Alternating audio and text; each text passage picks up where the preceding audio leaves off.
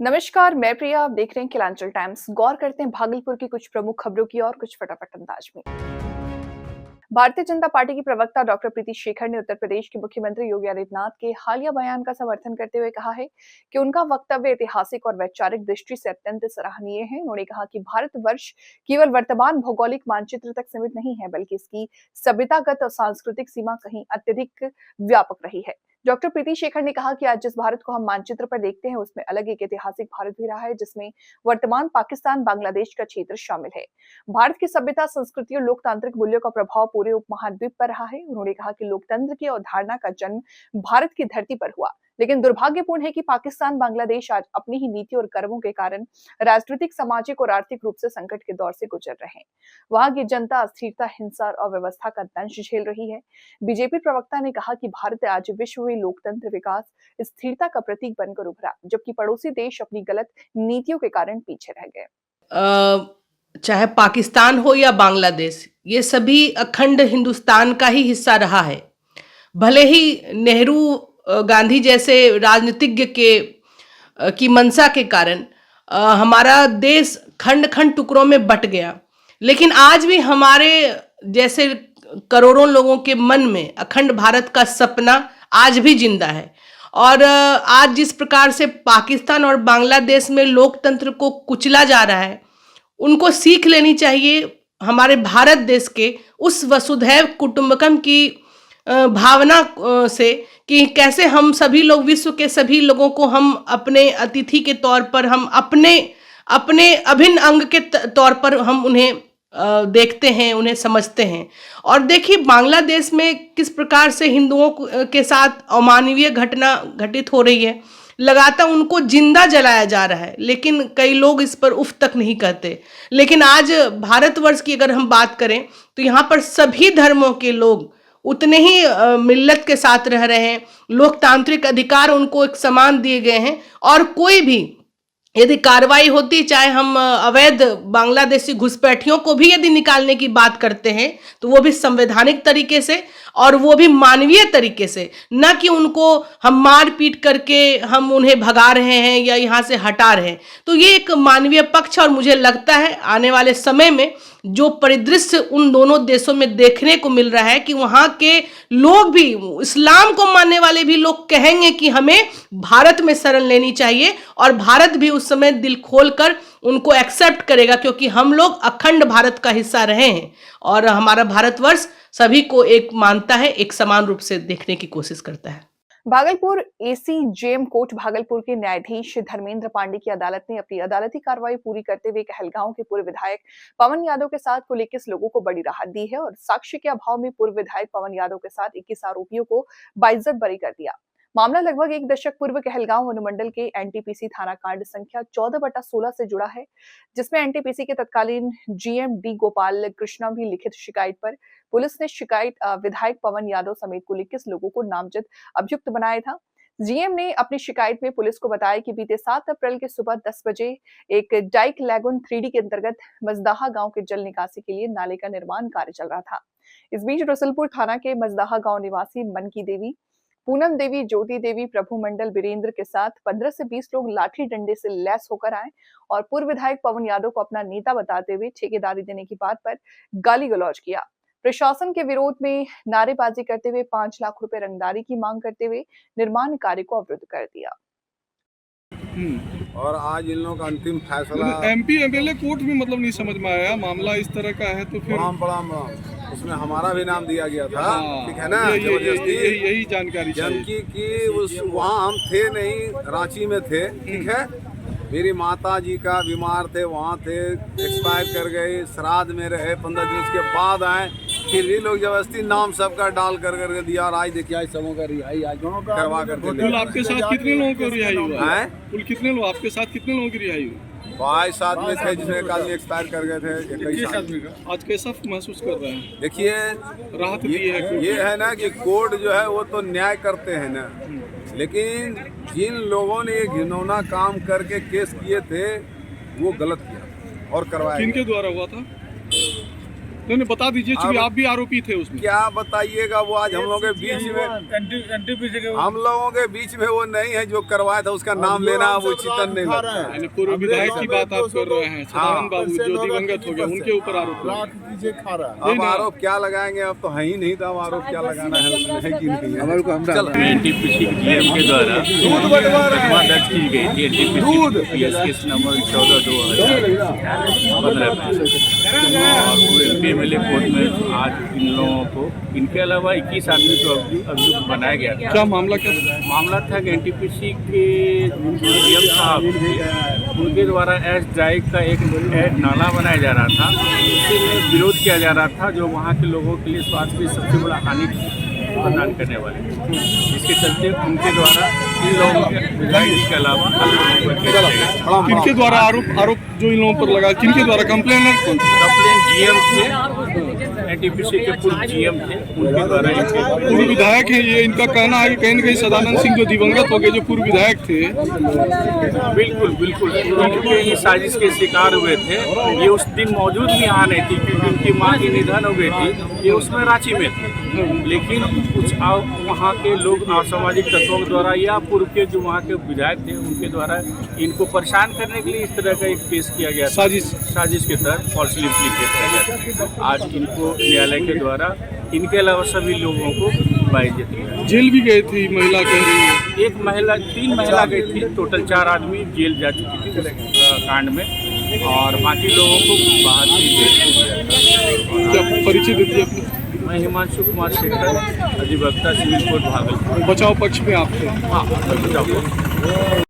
हम तो जनता का सेवक हैं, और जब से इस पृथ्वी पर आए हैं, हौज संभाले हैं, तो सेवा का भाव लेकर के आए। आज भी सेवक के रूप में हैं, कल भी सेवक के रूप में काम कर रहे हैं, करेंगे।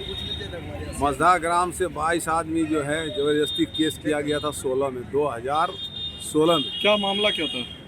मामला था कि ये लोग सब मांग रहे थे कि हाँ बोला क्या हुआ था? कुछ नहीं, हम लोग का जमीन लिया गया था 25 मीटर नाला हम सबका मांग था, और जमीन गया था एनटीपीसी में, उसी का नौकरी मांग रहा था। आप लोग विरोध किए थे? हम विरोध किए और जबरदस्ती दे दिया, सबको पकड़ के केस। कितने लोगों पर केस हुआ था? 22 आदमी। नाला का मांग था कि नाला हम लोगों को दिए। क्या मांग था बताइए? नाला 225 मीटर पानी नाला निकलने लिखा के हुआ लिए। था, एग्रीमेंट बनाया है, और नौकरी का मांग था। कुल कितने लोगों पर हुआ था? केस 22 आदमी का। कौन किए थे केस? एनटीपीसी आज क्या हुआ? कौन कराया था वो बोली? 10 साल के बाद फैसला आया, आज राहत मिली आप लोगों को। कौन कराया था ये बोलना होगा ना, बताइए। कौन कराया था बेल? गांव का चंगरा सब करवाया था, और एनटीपीसी करवाया था। अच्छा, गोपाल कृष्णा वंडम जी किस कोर्ट में था? वो तो मालूम नहीं है। क्या नाम था कोर्ट का? नहीं, क्या नाम था? हाँ, हम लोग का जो क्या हुआ पछिया था हवा उस जब समय? उस समय क्या हुआ? पछिया हवा जब चलती है ना, हम लोग पूरा जो है ना गाँव छाय हम लोग के यहाँ उड़ता है बहुत ज्यादा। एनटीपीसी का? जी जी, यही सब लेकर हम लोग घेराव किए थे। कब किए थे गिराव? 2016 में उल्टे हम लोग को पकड़ के जेल भेज दिया, और ऊपर से केस कर दिया। किनके द्वारा आरोपित किया गया था? गोपाल कृष्णा के द्वारा, एनटीपीसी गोपाल कृष्णा के वंडम जीएम के द्वारा। जीएम जो थे उस समय। और कोई थे आपके साजिश के हिस्सा में? ठेकेदार वो लोग थे, सदानंद सिंह विधायक थे उस समय, वो भी करवाए हम लोग के ऊपर। उन्हीं पर आरोप लगा रहे हैं आप लोग? लगेबे करेंगे सर, हम लोग का जब जेल कौन गांव का मामला है? कौन से गांव का? वो अपने से सर, अपने से उस समय अपने से उस डाइक में जा करके उस दिन हम लोग के उसके सामने में हम लोग को गाड़ी चढ़वाया, और हम लोग को जेल भेजवाया। गांव कौन सा था? मजदा। कुल कितने लोग थे? हम लोग तो 150 आदमी थे सर। और उसमें आरोपित यहाँ कितने 22 लोग? आदमी को। 22 आदमी। क्या नाम हुआ आपका? मेरा नाम सुधाकर सिंह। आप भी थे उसमें? जी। भागलपुर बिहार में इन दिनों कड़ाके की ठंड और शीतलहर का प्रकोप लगातार जारी है। ठंड से सबसे अधिक प्रभावित गरीब, असहाय, वृद्ध और विधवा महिलाएं हैं। जैसे समय में जीवन जागृति सोसाइटी द्वारा किए जा रहे राहत कार्य जरूरतमंदों के लिए बड़ी राहत साबित हो रही है। इसी कड़ी में आज 0 माइल स्थित सच्चिदानंद कॉलोनी के सरस्वती मंदिर के समीप गरीब, वृद्ध और विधवा महिलाओं के बीच 100 कमलों का वितरण हुआ। कमल वितरण कार्यक्रम के दौरान महिलाओं के चेहरे पर राहत और संतोष साफ झलक रहा था। जीवन जागृति सोसाइटी के राष्ट्रीय अध्यक्ष ने कहा कि शीतलहर के इस दौर में जरूरतमंदों की मदद करना ही संस्था का मुख्य उद्देश्य है। सोसाइटी लगातार ऐसे इलाकों को चिन्हित कर रही है जहां ठंड का असर सबसे ज्यादा देखने को मिल रहा। आपको बता दें कि जीवन जागृति सोसाइटी केवल कंबल वितरण तक सीमित नहीं है, बल्कि जीवन रक्षा से जुड़ी विभिन्न जागरूकता अभियानों में भी अहम भूमिका निभा रही है। आज आसानंदपुर जो हवाई अड्डा के दक्षिण में स्थित है एक बड़ा मोहल्ला, आज जीवन जागृति सोसाइटी के द्वारा वृद्ध सच्चिदानंद कॉलोनी में वृद्ध महिलाओं के बीच, खास करके विधवा महिलाओं के बीच हम लोगों ने कंबल वितरण किया।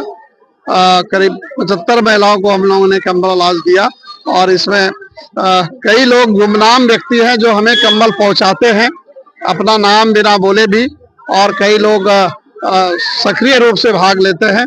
तो सभी को जो कंबल जीवन जागृति सोसाइटी को दे रहे हैं उनको मैं धन्यवाद देता हूं।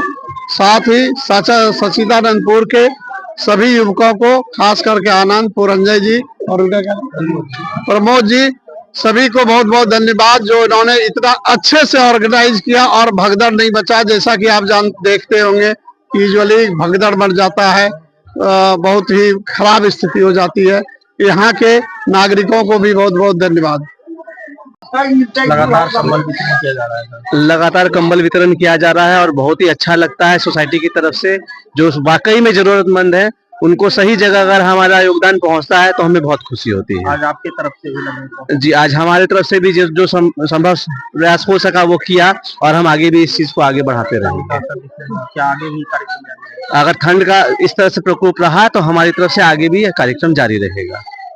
कंबल मिलने कहना लगल ठीक बढ़िया कंबल था। हाँ। के दिल के डॉक्टर साहब कंबल दिल के कहना लगलो हमें बोल रहा है कहना लगलो कंबल केना बोल रहे कंबल था बढ़िया कमल से पड़ रहा बढ़िया बढ़िया था। हाँ कमल से पड़ ठंडा लगे रहे कंबल मिला पता लगने से पड़ते के दिल को अगर ना जानिए भागलपुर पिरपेटी नगर पंचायत में सुरक्षा व्यवस्था को लेकर चिंता बढ़ने वाली है। एक गंभीर और चौंकाने वाली चोरी की घटना सामने आई है।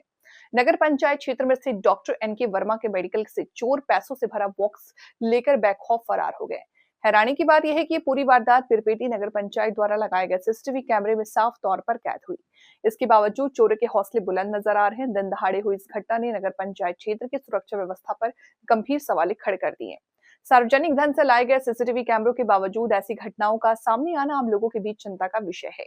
लोग ये जानना चाहते हैं कि आखिर सुरक्षा व्यवस्था को और मजबूत करने के लिए क्या कदम उठाए जा रहे हैं। घटना के बाद स्थानीय व्यापारियों और आम नागरिकों में गहरी नाराजगी देखी जा रही है। लोगों का कहना है कि जब चोर कैमरे में कैद हो रहे हैं तब भी चोरी की घटनाएं रुक नहीं पा रही। लगातार हो रही घटनाओं से पिरपेटी नगर पंचायत क्षेत्र में असुरक्षा और चिंता का माहौल बनता जा रहा है। भागलपुर पिरपेटी नगर पंचायत के वार्ड संख्या 9 में आदिवासी समाज की धार्मिक भावनाओं को ठेस पहुंचाने का गंभीर मामला सामने आया। वार्ड संख्या 9 से सटे कटवा पहाड़ पर स्थित आदिवासी समाज के परंपरागत कब्रिस्तान को कुछ असामाजिक तत्वों द्वारा जोतकर क्षतिग्रस्त कर दिया। इस घटना के बाद पूरे इलाके में तनाव आक्रोश का माहौल व्याप्त है। स्थानीय लोगों ने बताया कि आदिवासी समाज के लोग वर्षों से इसी स्थल पर अपने रीति रिवाज और परंपराओं के अनुसार मृत्यु के बाद अपने परिजनों को दफनाते आ रहे हैं। कब्रिस्तान को नुकसान पहुंचाना न सिर्फ उनकी आस्था पर हमला है बल्कि सामाजिक सम्मान को भी ठेस पहुंचाने वाला कृत्य है। घटना की सूचना मिलते ही वार्ड पार्षद राज आनंद के नेतृत्व में सैकड़ों की संख्या में आदिवासी समाज के लोग पिरपेटी अंचल कार्यालय पहुंचे और राजस्व अधिकारी के समक्ष अपनी कड़ी आपत्ति दर्ज कराई। शिकायत मिलने के बाद राजस्व अधिकारी मनोहर कुमार राजस्व विभाग के अमीन के साथ मौके पर पहुंचे और कटवा पहाड़ स्थित कब्रिस्तान का निरीक्षण किया।